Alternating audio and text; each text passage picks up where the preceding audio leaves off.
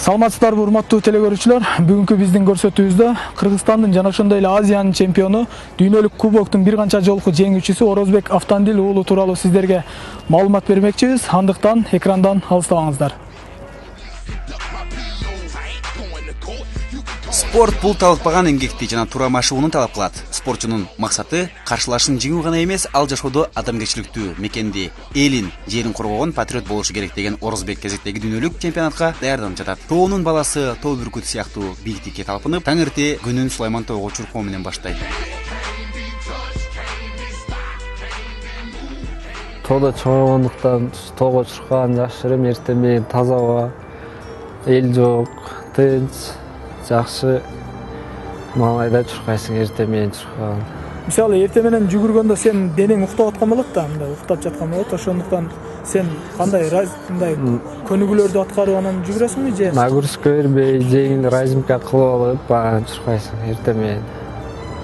Кечинде дагы залга, спорт залга барасың. Кечинде дагы спорт залга барам. Эртең менен чуркап, разимка кылып, анан кийин залга барабыз.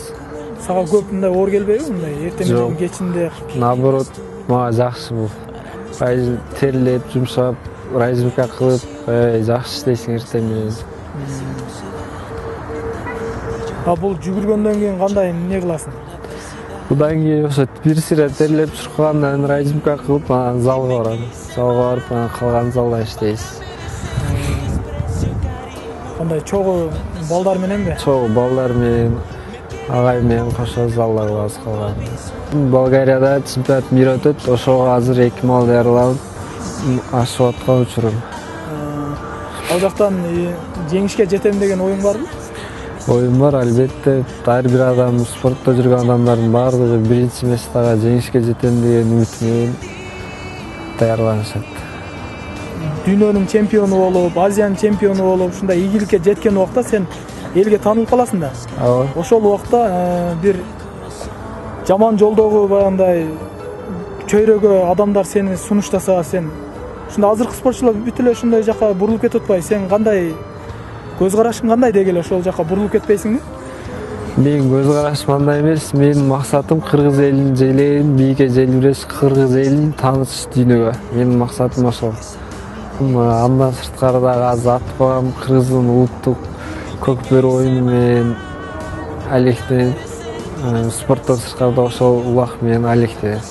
Бош күндөрү барып, сото воскресенье аткарган өзүбүздүн там бар, ошол жерге барып аттар менен өзүбүз ошол жерде болобуз. Ошол азырда дем алыш күндөрү барып, ат минип, ат менен алек болуп, кыргыз болгондон кийин ат үстүндө чоңойгон балдарбыз. Азыр дагы ошол барып ат минип келсек болот. Анда эмесе азыр барып келсек болот экен анда биргеликте.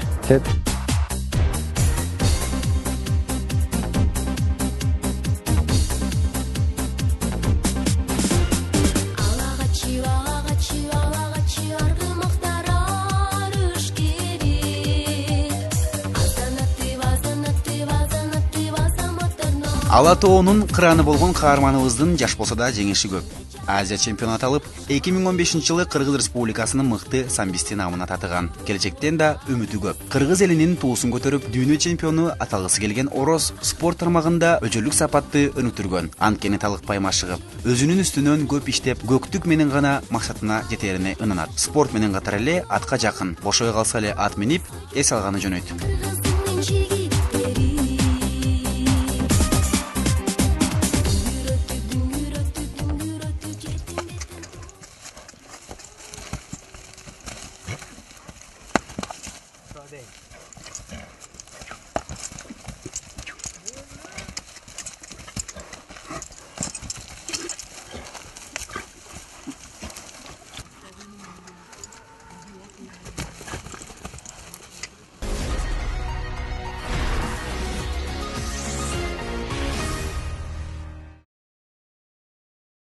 Урматтуу телекөрүүчүлөр, ата-бабаларыбыз айткандай ат адамдын канаты десек жаңылышпайбыз. Анткени бүгүнкү каарманыбыз ат багуу менен биргеликте түрдүү ат оюндары менен алек болуп келет. Анда эмесе өзүнөн сурап көрсөк.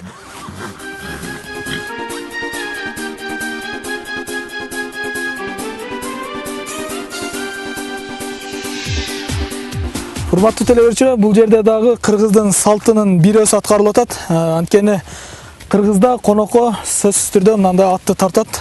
Атты оң бут менен минет дегенде.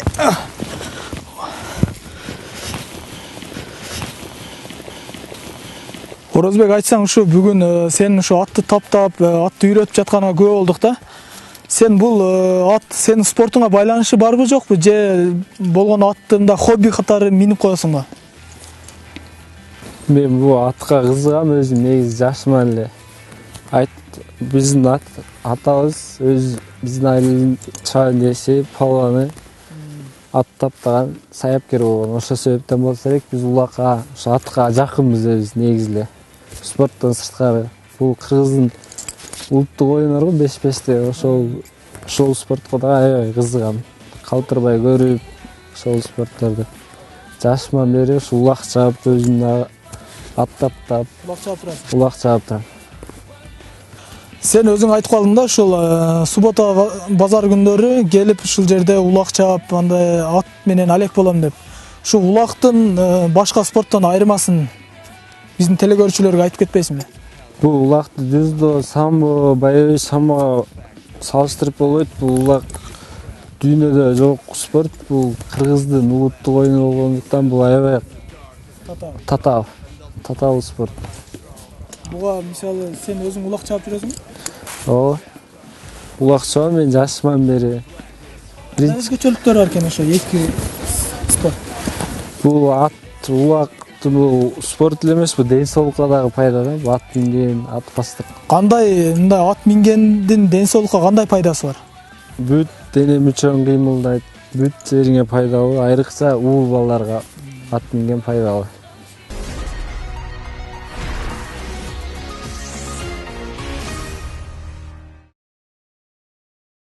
Мен бош күндөрү, воскресенье күндөрү, тренировка жок күндөрү бул жакта улак болот. Ошол улактарга калтырбай келип турам жума сайын.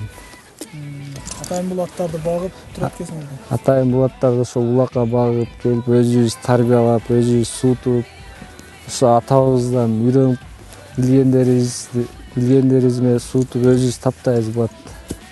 Бул аттарды улакка кандай кылып үйрөтөсүңөр мисалы? Мисалы бул улактын спортто эле да, мисалы баягы самбо, жүздө башынан баштап, нөлдөн баштап жыгылганды үйрөнөсүң, анан күрөшкөндү үйрөнөсүң, отработка кыласың. Ошол сыяктуу эле бул аттарда нөлдөн баштап ушу үйдөн акырган сарайдын ичинен баштап үйрөтөсүң да, жакшы мамиле кылып атка дагы. Ат адам менен мындай жакшы аттын табын билиш керек. Ушу үйдөн эле баштайбыз, өзү жакшы карап, таптап, суутуп, аттын суутуна келгенде улак алып барып үйрөтөбүз өзүбүз.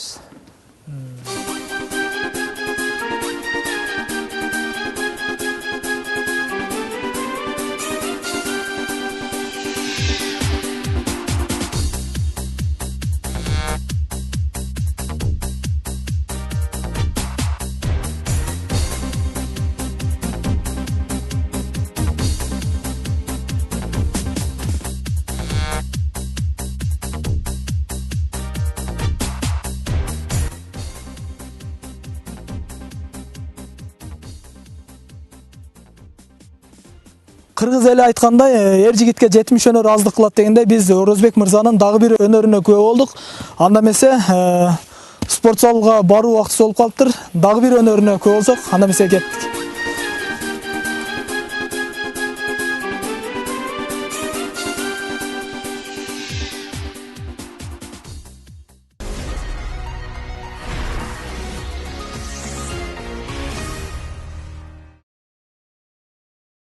Все, построились.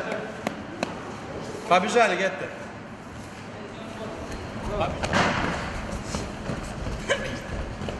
Пошло, правым боком, Гетте. Правым боком, правым боком.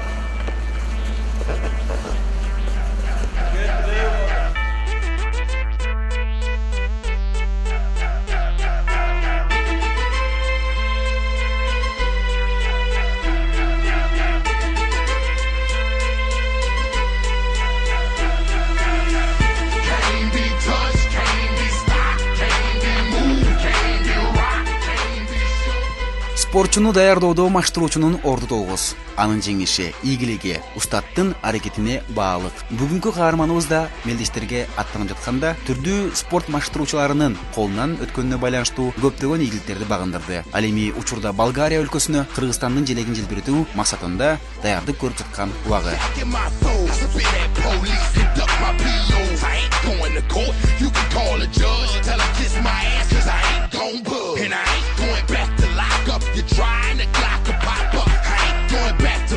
And I'm never gonna stop the puffin', not for nothing. The block they need me, the streets they need me. The club scene, nigga, it's mine, believe me. You don't believe me? Can't be touched, can't be stopped, can't be moved.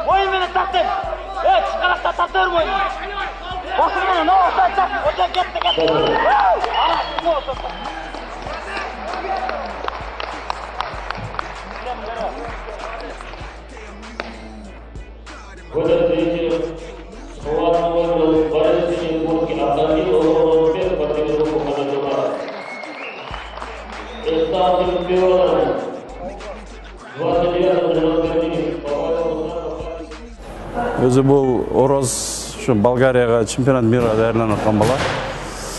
Аларды даярлап жатқан балдар чисто по самбо, күрөш боюнча ошакта Бакыт деген тренери бар. Биз жакка мына Мухаммед Умардын боевой самбо тарабы жагына келгенде бул колун, путун, урушту, тебишти, ошолордон коргонушту, ошол жактан гана кичине тажрыйба алыш үчүн келет да. Кайсыл соревнование болсун даярланса, ошо биз жакка келет да баары. Ояқтан бізде тренерлер көп та. Бирөө күрөштөн, бирөөсү кикбоксингден, бирөөсү бокстан, бирөөсү ММА'ден даярлайт. Мен как ММА'ден тренер болгондуктан биз да бир тармагына кичине салым кошобуз да, жардам берип.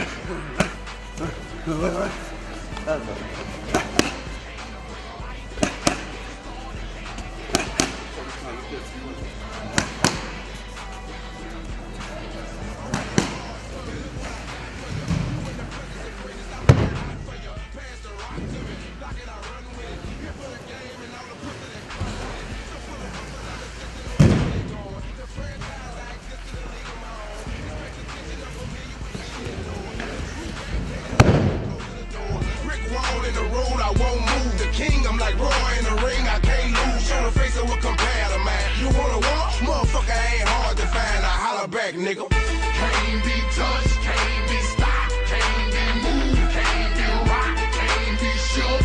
We hot. When will you niggas?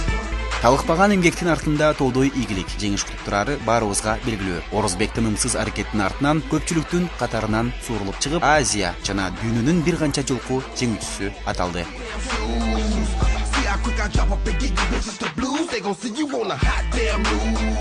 And I ain't leaving nothing. Niggas new to the crime, not a print, not a hot damn clue.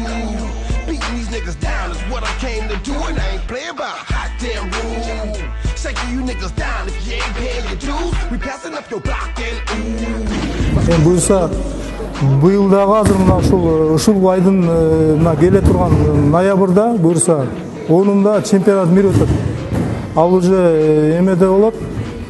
Болгарияда, Софияда өтөт да. Ошого азыр даярдап аткан учурубуз азыр. Ушул убакта даярданып атабыз. Буюрса азыр даярдыктарыбыз жакшы, эми үмүтүбүз чоң буюрса. Бүт эле нерсе билесиңер эмгек менен келет да. Бүт нерсеге ийгиликке жетиш үчүн менет кылыш керек, туурабы? Ошон үчүн бул бала ушул менетке менеттен кайтпайт. Айткан нерсени аткарат, калтырбай жасайт да мындай. Ушу менеттен кайтпайт, ошонусу жакшы. Ийгиликке жетип турса биз аябай төбөбүз көккө жетет да, биз сүйүнөбүз аябай. Onu эми башка бирөөгө айтып жеткире албайсың ал нерсеничи. Себеби тренер гана түшүнөт да өзүнүн окуучусу качан ийгиликке жетип аткан нерсени. Ошону бул өтө бакыт да бул. Азыр мынабы мирлерде же бир мындай международный соревнованияларда желегибиз желбирегенде бул спортсмендерде мына биздин спортчуларда эле аябай чоң бакыт болот да бул.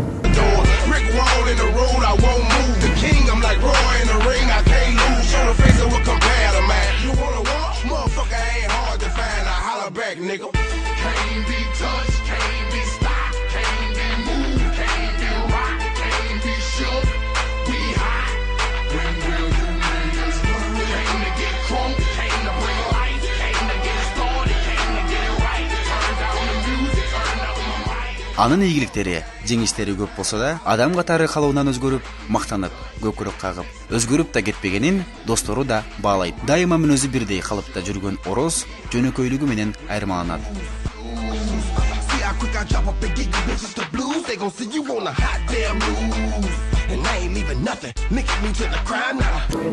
Орозбек досум, залда таанышкан досум.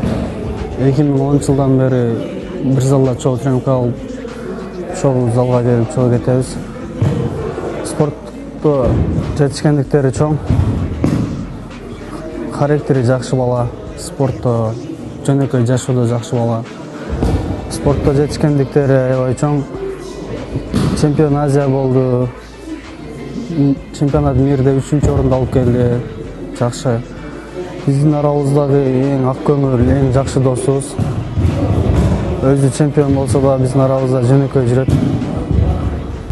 Тренировкаларды калтырбай келип, 2 мал тренировка кылып, менет кылып, талыкпай менет кылып ушул чоң жетишкендиктерге жетишти. Биздин досубуз ушунча ийгиликке жетип атат. Досум менен сыймыктанабыз. Биз досубузга дагы мындан чоң ийгиликтерди каалайбыз. Кичинекейинен баштап чогуу өскөн досум, классташым. Алгачкы мектепке босогосун бирге аттап, 1-класста А деген тамганы чогуу үйрөнгөн досум болот. Орозбек негизинен аябай өжөр, чирак, чынчыл, мындай кайсар эмес бала болгон да. Бандай бир нерсени кылам десе кылып, артта кайтпай чегинбеген бала болгон. Азыркы учурда бул азында спорт менен 2009-жылдан бери аракет кылып машыгып жүрөт. Көптөгөн ийгиликтерди багындырды, көптөгөн мамлекетке барып Кыргызстандын туусун желбиретти. Азыркы учурда дагы Болгарияга кетип аткан учур экен санаалуу күндөрдө. Ошол жактан ийгиликтүү барып кайтып келсин деп ишенебиз. Орозбек негизинен өзүнүн мээнети менен бул эч кандай жардамы жок. Мындай өзүнүн чыныгы пешене тери менен ийгиликтерди багындырып жүргөн бала.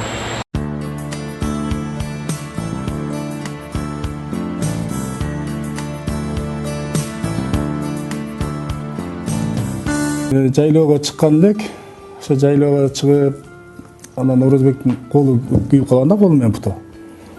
Анан бир күнү мен уктап атсам, түшүмдө аябай кыйналып чыккам да, анан эртеси чыгып, апа мен түшүмдө Орозбекти бир алып кетип калган да түшүмдө. Анан апа Орозбекти бир алып кетип калдыбы түшүмдө десем, менин табат экенбиз, менин жакшы болуп кетти деп. Ошол күнүн эртеси эле мына колунун күйгөнүн көрбөй калган экенбиз да биз. Ошо колунун күйгөнүн эми баягы жашчылык кезинен эстегендеринен айтып берейин. Анан Орозбекти аябай жакшы көрчүбүз. Менден кийин да бир эжеси бар, Жумакан деген. Ал эжесинин да менеттери чоң. Баарыбыз да атабыз илгертен эң иш күрөшкө чыгып жүрөт. Илгерки мындайча айтканда биздин өзүбүздүн уруубузда туубаса бул мушташка кызыгабыз. Мен деле өзүм деле менин агаларым деле спортко кызыгабыз мындайча айтканда. Мен өзүм Россияда негизги идея мени дагы менен чоң агам спорт школга окутам деп жүрүп, семейный нерселерден окута албай калган. Анан мен ошо Россиядан келип Орозбекти 9-класстан баштап эле алып келип, ушу Мухаммед Умар спорт клубуна тапшыргам. Ошо жакшы, ишенич тактап.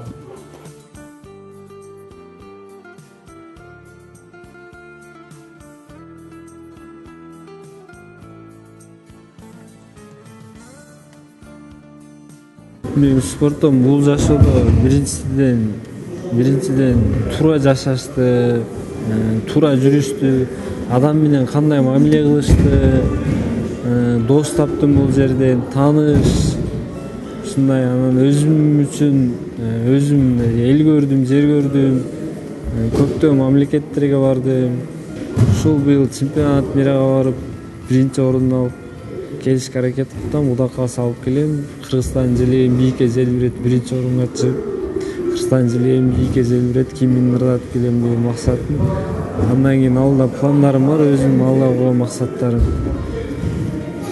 Окуп бүттүм, службага барып келип, ишке кирип. Анан өзүбүздө жакшы ойлор бар, өзүбүздө. Кийинчерээк ушул иштегенден кийин өзүбүздүн айылга, райондорго чоң залдар салып, жаштарды спортко үндөп, ушундай ойлор бар, жакшы. Урматтуу телекөрүүчүлөр, бүгүнкү каарманыбыз Орозбек Автандил уулуна ийгилик каалоо менен бирге далымда ушундай мыкты Кыргызстанды көтөргөн жаштарыбыз чыга берсин. Кийинки көрсөтүүдөн жолугушканча сак саламатта калыңыздар.